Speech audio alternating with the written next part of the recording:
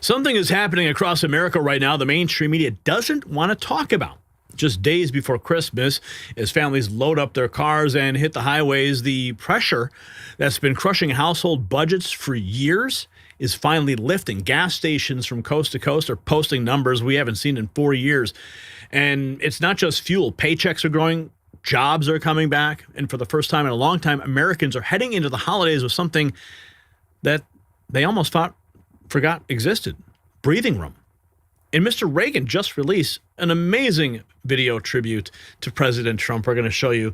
But here's what's at stake. For years, American families were told to accept less. Higher prices at the pump, shrinking paychecks, inflation eating away at every dollar. Christmas became a time of stress instead of celebration, but policy has consequences, and right now families are seeing the results of an energy-first agenda. In 40 states, gas is under $3 a gallon. In 28 states, it's below $2.75. In 13 states, it's under $2.50. In certain stations in at least 12 states, you can find gas below $2. That is not spin. That's the receipt at the pump. Wages are rising faster than inflation for the first time in years, and real incomes are climbing. Over 150,000 North Carolina residents alone have moved off food stamps. You see, this is what happens when government gets out of the way and lets America produce. Now, as we wrap up 2025, it's a good time to slow down and reflect. If there's one thing that we've learned, uncertainty isn't temporary, it's the world we live in now. Waiting for normal is not a plan, it is a gamble. For over a decade, my friends at Noble Gold Investments, they have helped Americans protect themselves by diversifying their wealth with gold and silver. Nobody knows what 2026 will bring, but one thing is for sure. Real wealth is not digital. It's physical, it's lasting, and it's yours. So this holiday season, remember, the best gift you can give is not under the tree.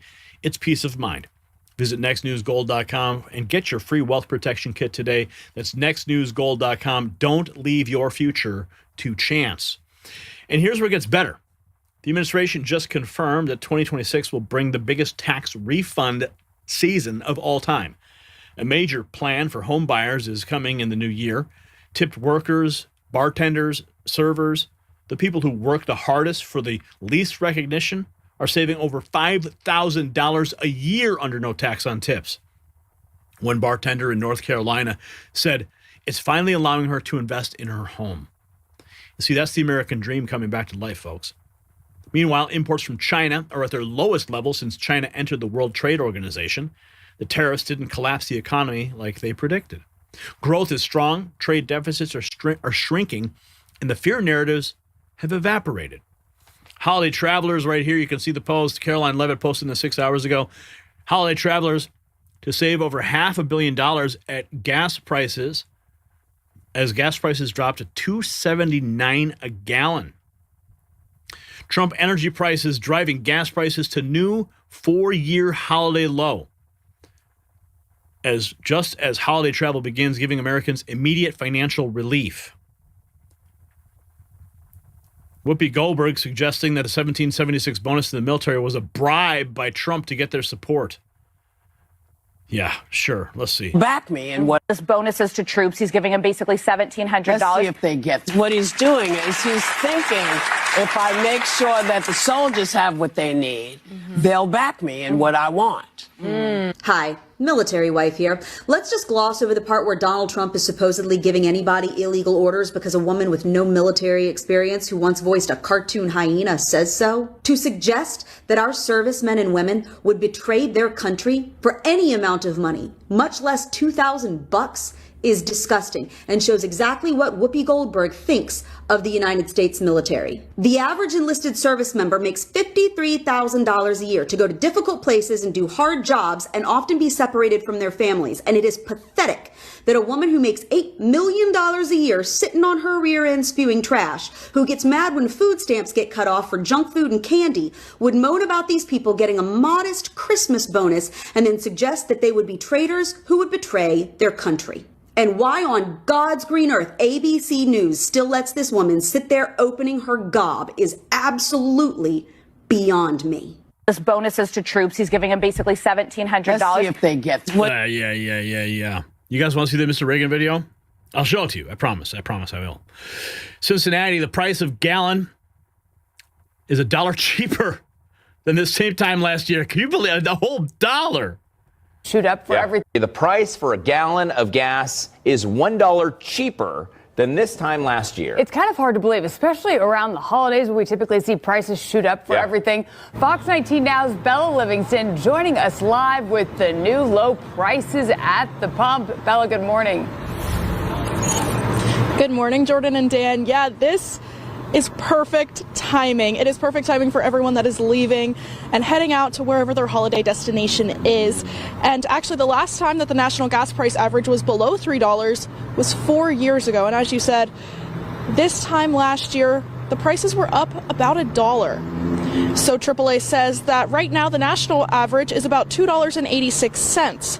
This is the first time in the gas price average was below $3 since May of 2021, but the tri-state is sitting at even lower prices. In the Cincinnati area, a gallon of regular unleaded gas is right around $2.54. In northern Kentucky, the average is a bit higher at $2.60, and prices are highest, if you can even call it that, in southeastern Indiana with an average of $2.80. The price for a gallon. The gift of President Trump just keeps giving. Speaking of such, I'm going to present to you now Mr. Reagan's latest wonderful masterpiece, The Night Trump Saved Christmas. Go in hand. Well done.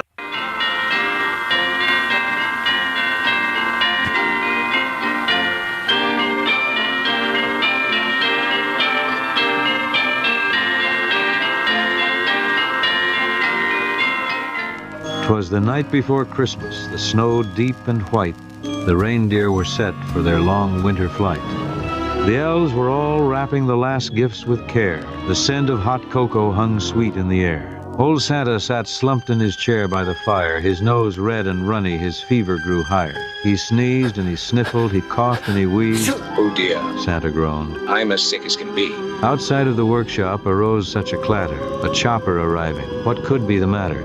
Away to his window old Santa did dash, threw open the shutters and drew up the sash. There on the snow, touching down with a thump, Marine One arrived with President Trump. Donald stepped down onto the snow with a confident stride and a soft orange glow.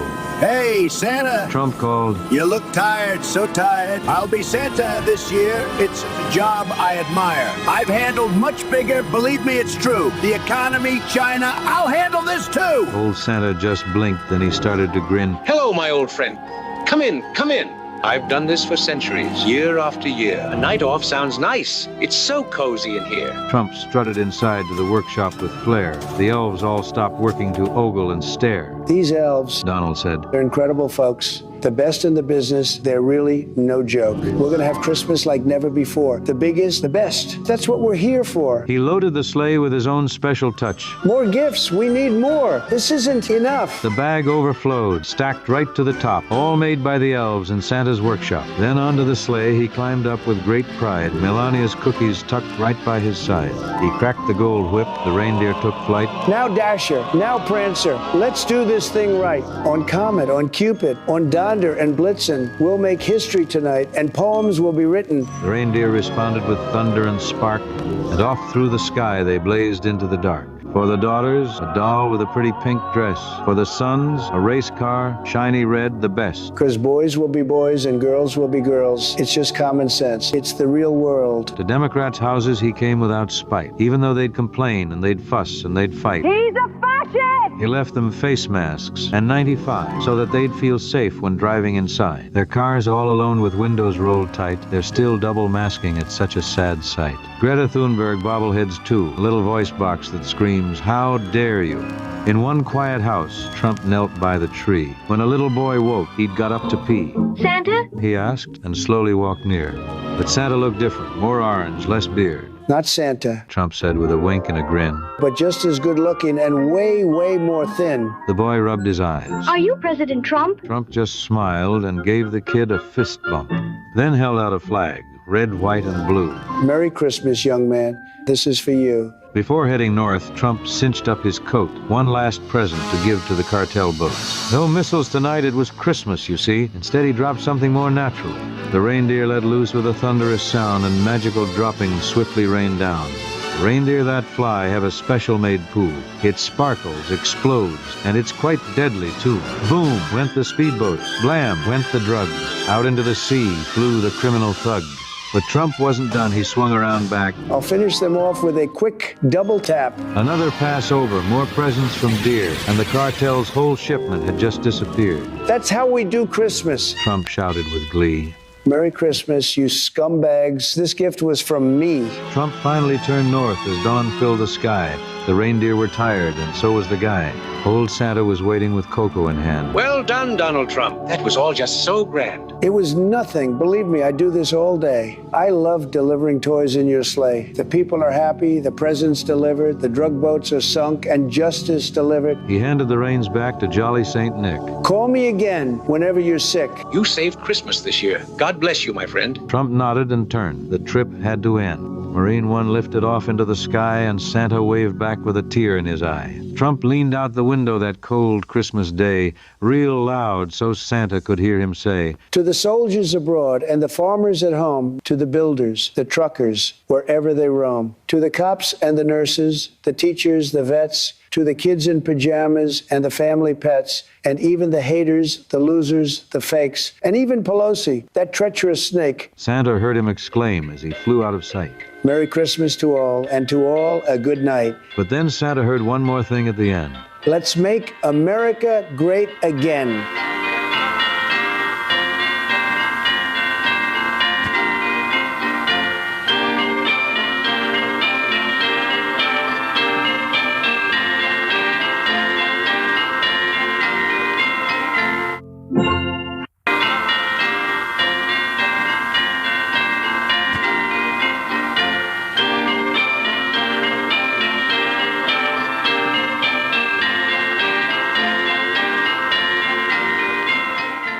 Twas the night before Christmas, the snow deep and white. The reindeer were set for their long winter flight. The elves were all wrapping the last gifts with care. The scent of hot cocoa hung sweet in the air. Old Santa sat slumped in his chair by the fire, his nose red and runny, his fever grew higher. He sneezed and he sniffled, he coughed and he wheezed. Oh, dear. Oh, Santa you gotta love groaned. Mr. Reagan, man. That guy knows what he's doing. Let's see. Here's President Trump talking about what happened since he's taken office. President, we're here tonight to celebrate 11 incredible months. It's been the most successful first year of any president in the history of our country. It's true. It has been, isn't that a big statement? But it's a statement that you read all over the place. I mean, who could have done better? I don't think anybody could have done better than us, not me, than us. We're in this together. Since my inauguration, we've created more than 53,000 North Carolina jobs, including 8,000 North Carolina construction jobs. More than 150,000 North Carolina residents have been lifted off of food stamps. They're very happy about that. And after your horrible hurricane, which produced more water damage than any hurricane in history, the Democrats let you down. They really did. Remember, they wouldn't do anything. Remember? They wouldn't go to your community. They wouldn't do anything. You had to wait till January 20th when I took office that we really knocked the hell out of it. Remember? As soon as I took office, I got in on January 20th, and first thing I did was made North Carolina phone calls, and we did a hell of a job. Did a hell of a job. You'd still be sitting in the mud if I didn't get elected. You would be. People were sitting in the mud. But I helped rebuild your state, and I didn't get any help from the Democrats. We're here tonight. Of course. Why would the Democrats want to help? They just want to pilfer. The biggest tax refund season of all time is coming. Season of all. Well, first of all. But, I mean, taxation is theft to begin with, so, yeah. There's so much good news in the new year because you're going to see the biggest tax refund season of all time. The big, beautiful bill was passed in July. You know, the IRS didn't have time to change all the forms. And so now everybody's going to get huge tax refunds if they were overtime workers, if they're seniors, if they had tip income. All those things are going to be refunded, those taxes this year when they file for their taxes. And then the other thing is that we've got lots of great new ideas that we're going to put before the American people this year to make their lives better. The president mentioned in his economic speech from over here at the White House that we've got everybody in the whole cabinet working on trying to get housing to be more affordable. We're going to have a big plan to announce sometime soon in the new year that's going to be really good news for the American people who feel like it's just not affordable to buy a home anymore. Don't forget that under Joe Biden, the average mortgage payment for the typical middle-class family who are buying for the first time a home went up by $14,000 a year. $14,000 a year because of inflation and higher interest rates. And we've got a plan that's going to make that go almost completely in reverse. Already, we've reduced that monthly mortgage payment by $3,000. Well, first of all, let's go, man. And then the last real roadblock here is this is a list of all the states here. I'll let that scroll for you here. But the real roadblock is Jerome Powell, and he's out early next year, and President Trump's already eyeing a couple people to replace him. So President Trump's going to pick someone who's going to be in line with his agenda. Jerome Powell is just a lapdog for the establishment, been choking this country out. I mean, look at the games he played during the Biden administration during the election. Oh, come on. President Trump talking about wages rising faster than inflation for the first time. First time in many years that under Trump, wages are rising much faster than inflation for the first time in many years. Think of that. Wages are rising faster than inflation. That's what it's all about, right? And we're delivering lower prices and bigger paychecks. And the wage chart that you see up there is incredible. That NBC didn't put up and the networks didn't put up. There are more people working today than at any time in American history. And very importantly, while tens of thousands of new jobs under Biden were government jobs, there were government jobs. I could do that right now. You saw today we had 4.5% inflation. That's because I'm letting go of tremendous numbers of government workers. We're replacing them. In fact, we've reduced the federal workforce by 270,000 jobs. That's not to be mean. That's to get them off. And they are getting jobs in the private sector, and we're helping them to get jobs. But if you have all government jobs, we're going to be, a country that we don't want to mention names because we don't want to insult, but we're going to be a country that cannot be great. 100% just came out, 100% of all jobs created since I took office have been in the private sector. The only way to make our country great. Amen. Let's go. But under Trump, well, let's friggin' go, man. Let's friggin' go. Ugh. North Carolina bartender he's talking about now. Bartender and server. But we're joined tonight by Heather Whitley, a bartender and server in Nashville, North Carolina, who will save over $5,000 from no tips. Think of that. From no tax. No tax on tips. It makes me, just kind of hopeful. Remember, even a bartender can become a congresswoman. Sorry. I don't know if that landed or not, but hey. Heather, where are you, Heather? Are you here, Heather? Where are you? Where are you? You want to come up? You want to come up? Come on up. She's going to save over $5,000, no tax on tips, toward a down payment on her first home.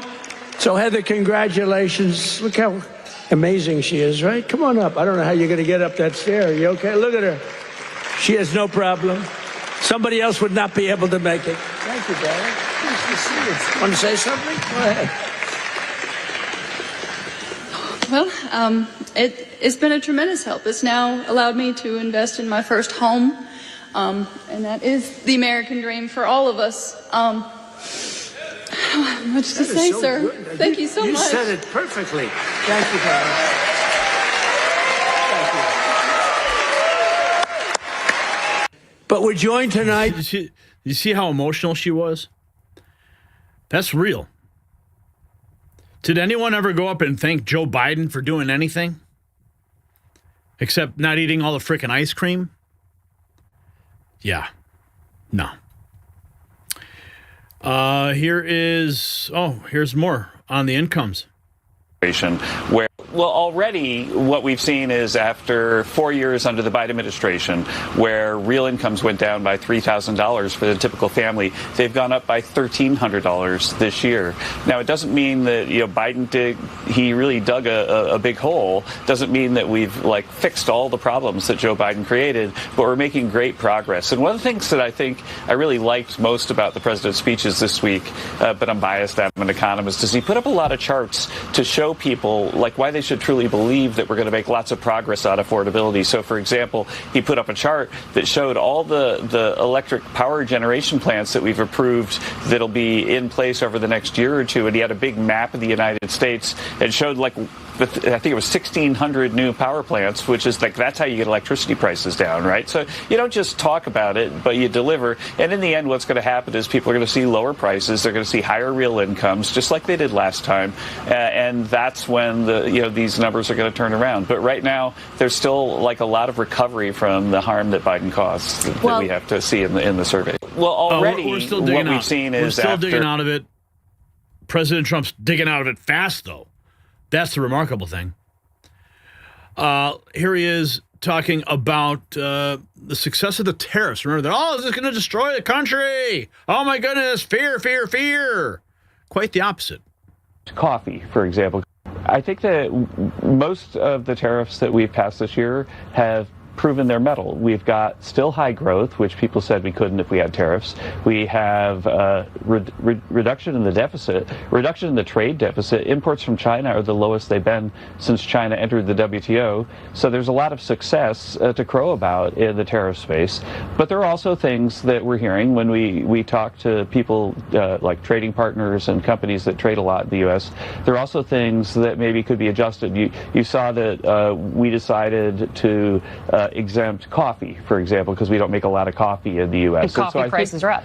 And I think that if there's something that's not made in the U.S. at all, that there's an appetite, and Jameson Greer is leading the effort to study these matters, that there's an appetite to exempt things if they're really not meant to be made in the U.S. because of, climate or things like that. I think that there you go. You see, here's the bottom line. You see, Christmas is not just about decorations and traditions. It's about peace of mind.